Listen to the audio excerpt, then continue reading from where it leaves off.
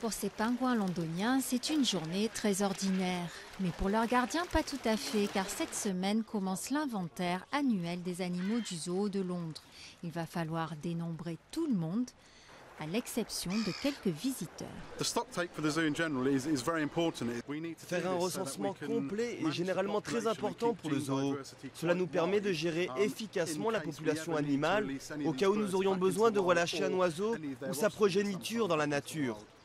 Cela fait près de 2 siècles que le zoo de Londres a ouvert ses portes. Aujourd'hui, il se consacre essentiellement à la préservation de certaines espèces. Les éléphants y ont disparu, mais il y a encore de très nombreux animaux de toutes sortes dont il faut garder trace.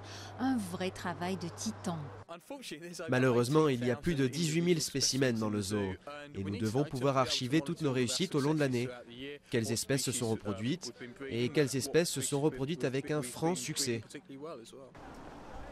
Ces 2 bébés lions d'Asie sont nouveaux venus dans le zoo, mais beaucoup d'espèces arrivent en bien plus grand nombre. Faire l'inventaire des lions ou des autres grands mammifères n'est pas très difficile. On peut le faire en 1 ou 2 jours.